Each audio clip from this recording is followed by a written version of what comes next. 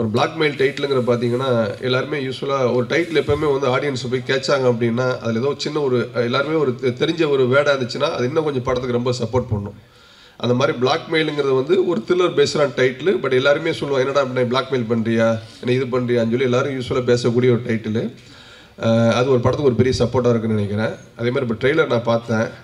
ஒரு ஃபேமிலி எமோஷன்ஸுக்குள்ளே ஒரு குழந்தைய வச்சுக்கிட்டு ஒரு த்ரில்லர் பேஸ்டில் வந்து பண்ணியிருக்கிறாங்க வந்துட்டு உங்களுக்கு.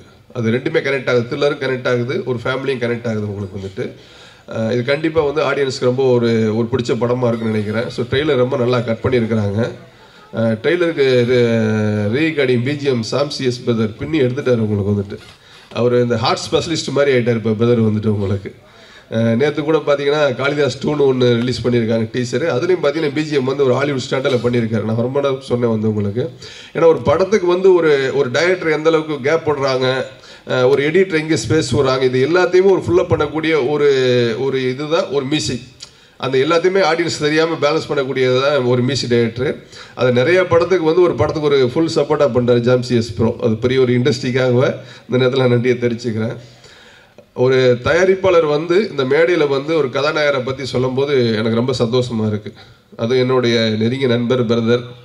எனக்கு கிட்டத்தட்ட விஜய் பிரகாஷ் பிரதர் கூட நான் 2006 ட்ராவல் பண்ணேன். ஃபஸ்ட்டு வசந்தபாலன் சார் ஜெயில், 2வது படம் பொல்லாதவன். இன்னைக்கு கிட்டத்தட்ட 20 வருஷம் ஆச்சு. 20 வருஷத்தில் வந்து ஒரு ஜி பிரகாஷ் பிரதர் பற்றி ஒரு ப்ரொடியூசர்ஸ் இந்த ஸ்டேஜில் சொல்லும்போது நான் ரொம்ப பெருமையாக சந்தோஷமாக நினைக்கிறேன். ஏன்னா ஒரு ப்ரொடியூசர்ஸ் எல்லாமே நல்ல முறையில் வரணும்னு சொல்லி தான் படத்தை எடுக்கிறாங்க, பிளான் பண்ணி போகிறாங்க. அன்பார்ச்சுனலி சில சூழ்நிலைகள் அப்படி வரும் பொழுது அதற்கு ஒரு முன்னுதாரணமாக இருந்து இல்லை சார் நான் வர்றேன், பேக் பண்ணுறேன், பண்ணுங்கள், எனக்கு ரிலீஸ் அப்போ கொடுங்க, ஏதோ ஒரு வகையில் மூவ்மெண்ட் பண்ணணும்னு நினச்சதே வந்து பெரிய சந்தோஷம். இதுக்காகவே இந்த திரையுலக சார்பில் இருக்க எல்லாருமே ஒரு கைத்தட்டல் பண்ணிங்கன்னா அது அடுத்து வரக்கூடிய தயாரிப்பாளர்களும் சரி அடுத்தவங்களுக்கும் ரொம்ப ஒரு உற்சாகமாக இருக்கும். இதை ரொம்ப அதிகமாக பண்ணவர் வந்து சூப்பர் ஸ்டார் ரஜினிகாந்த் சார். அவரோட பயணித்த எல்லா தயாரிப்பாளர்களுக்கும் சரி சக நண்பர்களுக்கும் சரி யாருமே என்னால் இழந்து விடக்கூடாது என்று திரையுலகுக்கு முன்னுதாரணம் இருந்தவர் super star Rajinikanth sir. SP Muthuraman sir வந்து அவர் கண்டினியூவாக ரஜினிகாந்த் சார் கூட வந்து கண்டினியூவாக பல படங்களை பண்ணியிருக்காரு. பட் அந்த யூனிட்டுக்கு நான் ஏதாவது ஒன்று பண்ணணுமே, எஸ்பி முத்துராமன் சார் டெக்னீஷியன் ஒன்று பண்ணணுமேனு சொல்லி பாண்டியன்கிற படத்தில் வந்து பார்த்தீங்கன்னா அவர் சம்பளமே வாங்காமல் ஹோல் குரூவுக்கும் படத்தை ஃப்ரீயாக பண்ணி கொடுத்தாரு. அதில் வந்த லாபத்தில் வந்து எஸ்பி முத்துராமன் சார் அவர் மட்டும் அந்த படத்தை எடுத்துக்கிறாம அதில் ஒர்க் பண்ண மேக்கப் மேன், காஸ்டியூம், மேனேஜர்ஸ், கோ டைரக்டர்ஸ், அசிஸ்டன்ட் டைரக்டர்ஸ் எல்லாருக்குமே அமௌண்ட்டை பிரித்து கொடுத்து ஏவிஎம் காலையில் இடம் வாங்கி கொடுத்தார். ஸோ அப்படி பல பேரை வாழ வைத்தவர் super star Rajinikanth sir. Distributor loss ஆனால் கூட இல்லை சார் என்னை நம்பி படம் வாங்கிட்டாங்க, நான் தானே ஹீரோ, அப்போ நான் கூட இருக்கணும் சார், அப்போ தான் சார் அவங்களுக்கு நம்பிக்கை வரும் அப்படின்னு டிஸ்ட்ரிபியூட்டர் லாஸ் கூட பண்ணியிருக்காரு. ஸோ அந்த வரிசையில் இன்னைக்கு வந்து ஜி பிரகாஷ் பண்ணியிருக்கிறது வந்து எனக்கு ரொம்ப ரொம்ப ரொம்ப சந்தோஷமாக இருக்குது. ஸோ இந்த பிளாக்மெயில் படம் மாபெரும் வெற்றி அடைய எனது நன்றியை தெரிவித்துக் கொள்கிறேன். மற்றும் இந்த டைரக்டர் மாறன் அவர்களுக்கும், heroine Tejaswini, Bindu Madhavi, Muthukumar, so whole team, அப்புறம் கோகுல் என் நண்பர் கேமராமேன் அன்றைக்கி வந்திருக்காருன்னு தெரியல. ஸோ அவருக்கும் இந்த இடத்துல நன்றியை தெரிவிச்சுக்கிறேன். ஓகே, இந்த படம் மாபெரும் வெற்றி அடைய எனது வாழ்த்துக்கள் தெரிவித்துக் கொள்ளி நன்றி, வணக்கம். பிளாக்மெயில்ங்கிற வேர்டு ரொம்ப எனக்கு இம்ப்ரெஸ் பண்ணிச்சு. பிளாக்மெயில்ங்கிற வேர்டு எங்கேருந்து வந்திருக்கோம் அப்படின்னு எனக்கு தோணுச்சு. ஏன்னா சு வெங்கடேசன் அவர்கள் சொன்ன மாதிரி வரையாடுகள்ங்கிற வேர்டு வந்து ஒரு பல நூற்றாண்டுகளுக்கு முன்னாடி இருந்த இந்த தமிழ் வார்த்தை வந்தது போன்று பிளாக்மெயில்ங்கிற வார்த்தை எங்கேருந்து வந்திருக்கோம் அப்படின்னு எனக்கு தோணுச்சு. தேடுறப்ப ஒரு இமெயில் இல்லை, மெயிலுங்கிறது ஒரு வாடகை இல்லை ஒரு கட்டணம் அப்படின்னு சொல்லுது. ஒரு 16th செஞ்சுரியோட வேர்டு தான் இந்த பிளாக்மெயிலுங்கிற வேர்டு. ஆக்சுவலி 16th செஞ்சுரியில் இங்கிலாந்து அண்ட் ஸ்காட்லாண்டுக்கு இடையில் ஒரு இல்லீகல் இமிக்ரெண்ட்ஸ் இருந்த இடத்துல அங்கே இருக்கிற தலைவர்கள் வந்து இல்லை கொள்ளையர்கள் போய் அவங்கள சூறையாடி இருக்கிறாங்க. எங்களை சூறையாடாதீங்க அப்படின்னு சொல்லி அவங்களுக்கு கொடுக்குற காசுக்கு பேர் தான் அந்த மெயிலுங்கிற வார்த்தை. அது பிளாக்காக கொடுக்கறதுனால அது பிளாக் மெயில் அப்படிங்கிற வார்த்தையாக மாறிடுச்சு. அதாவது ஒரு கட்டணம் வந்து இந்த இடத்துல என்னை திருடாரு, என் வீட்டில் நீ திருடாத, என்னை நீ கொள்ளையடிக்காத அப்படின்னு ஒருத்தங்களுக்கு கொடுக்குற கட்டணம்ங்கிற வார்த்தை தான் அந்த மெயில் தான் அன்றைக்கி வந்து வாடகையாகி வேறு மெயிலாக மாறி அந்த பொருள் பிளாக்காக இருப்பதால் ஒரு பணமாகவோ நகையாகவோ இல்லை ஒரு மிருகமாகவோ அது பிளாக்காக இருக்கிறதுனால அந்த பிளாக்குங்கிறது மருவி ஒரு பிளாக் மெயிலாக மாறி இன்றைக்கி வந்து ஒருத்தர் இன்னொருத்தருடைய ரகசியத்தை மறைப்பதற்கு முக்கியமாக பெண்கள் உன்னை பற்றி ஒரு வீடியோவை நான் வெளியிட்டுருவேன், உன்னை பற்றி ஒரு ரகசியத்தை நான் சொல்லிடுவேன் அப்படின்னு ஒரு மனிதன் தனக்குள்ள இன்னொரு மனிதனை அதிகமாக வெறுப்பதற்கு உபயோகப்படுத்துகிற ஒரு சொல்லாக பிளாக்மெயில் மாறுகிறது.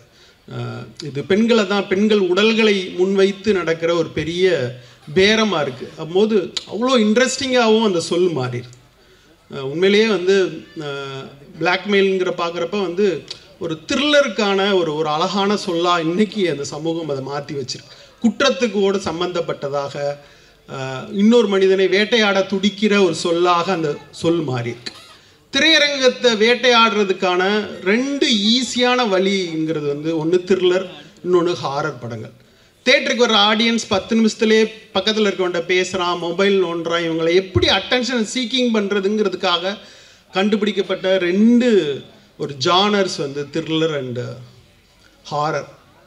அது வந்து எப்போதுமே வந்து ஒரு மெஜாரிட்டி லெவலில் அதனுடைய சக்ஸஸ் ரேட் இருந்திருக்கு. ஹாலிவுட்லேருந்து இவ்வளோ பீரியட் நம்ம பார்க்குறப்ப ஆக்சுவலாக எனக்கு இந்த ட்ரெய்லர் பார்க்குறப்ப இதில் இருக்கிற அந்த விறுவிறுப்பும் அது வந்து ரொம்ப பிரமாதமாக இருந்துச்சு. மாறனுக்கு வாழ்த்துக்கள். ரொம்ப அது ஒரு ட்ரெய்லரை பார்க்குறப்பவே நம்மளை சீட்டு நுணுக்கி அது வந்து கொண்டு வைக்குது. அதுவும் அது குழந்தைய வச்சுக்கிட்டு நடக்கிற ட்ராமான்னு சொல்கிறப்ப ரொம்ப முக்கியமான ஒரு எமோஷன் கனெக்டையும் சேர்ந்து அது ரொம்ப பிரமாதமாக ஏற்படுத்துது. ஸோ ஐ திங்க் அந்த இது பார்க்குறப்பவே ஆடியன்ஸை மிக பெருசாக அது கவரும் நான் நம்புகிறேன். ஸோ படம் வெற்றியடைய என் மனமார்ந்த வாழ்த்துக்கள் மாறன். அப்புறம் சாம் சிஎஸ் அவர்களை பற்றி சொல்லணும். ஆக்சுவலாக விக்ரம் வேதா பிரமாதமான மியூசிக். ஆக்சுவலாக அந்த ட்ரெய்லர் வந்தப்பவே அந்த படம் வந்து தேட்டருக்கு வர வைக்கணுங்கிற அந்த மியூசிக்கை மண்டைக்குள்ள கேட்டுக்கிட்டே இருந்துச்சு. ஆக்சுவலாக இன்னமும் விக்ரம் வேதாவுடைய அந்த ரீரெக்கார்டிங்கை வந்து நான் ஓட்டிக்கிட்டே இருப்பேன். அப்படி ஒரு சந்தர்ப்பத்தில் நான் வந்து சாம் சிஎஸ் அவர்களை நான் சந்தித்தேன். அப்போ வந்து அவருடைய லேப்டாப்பை ஓப்பன் பண்ணி, சார் இன்செப்ஷன் படத்துக்கு நான் ஒரு மியூசிக் போட்டிருக்கேன் பார்க்குறீங்களா அப்படின்னு. என்னடா இது ஹான்ஸ் சிம்மர் தான் பிரமாதமான மியூசிக் டைரக்டர், அவரை தாண்டுற மியூசிக்கா, என்னடா போடுங்க சார் அப்படின்னு சொன்னேன். நிஜமாவே வந்து இப்படி ஒரு வார்த்தையை சொல்லக்கூடாது, நிஜமாவே ஹான்ஸ் சிம்மர் அந்த இடத்துக்கு போட்ட மியூசிக்கோட சாம் சிஎஸ் எனக்கு காட்டின அந்த ரீரெக்கார்டிங் மியூசிக் வந்து என்னை வந்து அதிர வச்சிருச்சு. ஏன்னா இன்செப்ஷன் உங்களுக்கு தெரியும், படம் மொத்தமுமே கிளைமேக்ஸ் அப்படி இருக்கும் பரபரப்பாக. அதுக்கு வந்து சாம் சிஎஸ் பார்க்குறப்ப இன்னும் பெரிய உயரங்களை சாம் சிஎஸ் அடைஞ்சிருக்கணும். அவருடைய படங்கள் புஷ்பா 2லாம் அவர் தான் பிரமாதமான ஒரு ரீரெக்கார்டிங் பண்ணியிருந்தார். ஸோ இந்த படம் சாங்ஸ் ப்ளஸ் எல்லாம் சேர்ந்து சாம் சிஎஸ்க்கு இன்னொரு பெரிய உயரத்தை தரும். நான் சாம் சிஎஸை மனமாற வாழ்த்துறேன்.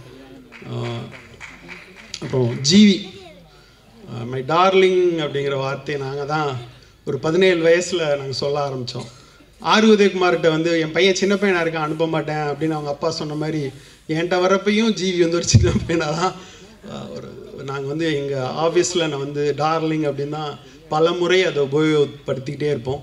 கண்ணுக்கு முன்னாடி ஒரு 17 வயசு பையனோட பார்த்த இந்த ஜிவி அவருடைய வளர்ச்சியை பார்க்குறப்ப நிஜமாவே பெரிய மகிழ்ச்சியாக இருக்குது. எனக்கு ஒரு வாய்ப்பு கிடச்சிச்சு ஜிவியோட வேலை செய்கிறதுக்கு அப்படின்னு தான் நான் எப்பயுமே நம்புவேன். நான் படம் பண்ணலாட்டிலும் ஜிவி வந்து வேறு யார் மூலியமாவது இவ்வளோ பெரிய உயரத்தை தொட்டு இருப்பார்னு நான் எப்பயுமே நம்புகிறேன். அதுக்கு பின்னாடி ஜிவியோடைய டேலண்ட்டோடு சேர்த்து இந்த டார்லிங்னஸ் அப்படின்னு சொல்வேன். எல்லாருமே சொன்னாங்க, யாரையும் வெறுக்காத, யார்கிட்டையும் கோவப்பட்டுறாத, யாரையும் மோசமாக ட்ரீட் பண்ணிடாத ஒரு குணத்தை நான் பார்த்துக்கிட்டே இருக்கேன். சமீபத்தில் அவருடைய ஃபேமிலி விஷயத்தில் வந்து எவ்வளோ மெச்சூரிட்டியாக நடந்துக்கிட்டாரு அப்படின்னு நான் வந்து ஒரு வீடியோ பார்த்துட்டு ஃபோன் பண்ணி சொன்னேன், இவ்வளோ மெச்சூரிட்டி இந்த வயசில் அப்படின்றப்ப ரொம்ப ஆச்சரியமாக இருக்குது ஜிவி. ரொம்ப ரொம்ப சந்தோஷமாக இருக்குது. ஒரு ஹியூமனை பக்கத்தில் பார்க்குறப்ப ரொம்ப சந்தோஷமாக. இவ்வளோ பெரிய உயரத்தில் இருந்து இன்னொருத்தவங்களை ஈஸியாக இல்ட்ரீட் பண்ணிடலாம். ஆனால் ரொம்ப ஒருத்தருடைய நேரம் என்பது எனக்கு ரொம்ப முக்கியம் சார். எனக்கு கால் பண்ணிவிட்டா அடுத்த நாள் மறக்காமல் கூட அடுத்த நாள் கூட நான் கால் பண்ணி பேசிடுவேன். அதுதான் ஜிவி. தயாரிப்பாளர்கள் அவர்கள் முதல்ல சொன்னாங்க விட்டு கொடுத்தாங்கன்ட்டு. எனக்கு தெரிஞ்சு நடிகரா மியூசிக் டைரக்டரா அவர் விட்டு கொடுத்த படங்கள் எனக்கே 2 படம் இருக்குது. 2 படத்துக்கு அவர் இல்லைன்னா படமே ரிலீஸ் ஆயிருக்கு. அவ்வளோ ஒரு பிரமாதமான ஹியூமன். ஒரு செகண்ட் கூட யோசிக்க மாட்டாப்புல. அந்த மொமெண்ட்டை நான் பார்த்துருக்கேன். சார் இந்த மாதிரி இருக்கா பண்ணிடலாம், நான் என் மேனேஜர்கிட்ட சொல்லி விட்றேன், நான் கேட்கணும், அது எதுவுமே கிடையாது. என் போன படத்துக்கு கேட்டவா பண்ணிடலாம் சார். ஒரு செகண்ட் கூட யோசிக்காத அந்த தருணம் வந்து ரொம்ப அரிதான தருணம். ஒரு இண்டஸ்ட்ரிக்குள்ளே இப்படி சில மனிதர்களை பாதுகாக்கணும்னு நினைக்கிறேன். இந்த பேரன்புக்காக ஜிவி மாதிரி ஒருத்தர் நடிகராகவும் மியூசிக் டைரக்டராகவும் பெரிய உயரத்தை தொடணும். போன வருஷம் அவர் பண்ண படங்களுடைய ரீரெக்கார்டிங்லாம் இன்னொரு தேசிய விருதை ஜிவிக்கு வாங்கி தரும். இன்னும் பெரிய உயரத்திற்கு ஜிவி சென்று கொண்டே இருப்பார். ஜிவிக்கு என் மனமார்ந்த வாழ்த்துக்கள். இந்த படம் பெரிய வெற்றி அடைய என்னோட மனமார்ந்த வாழ்த்துக்கள். நன்றி.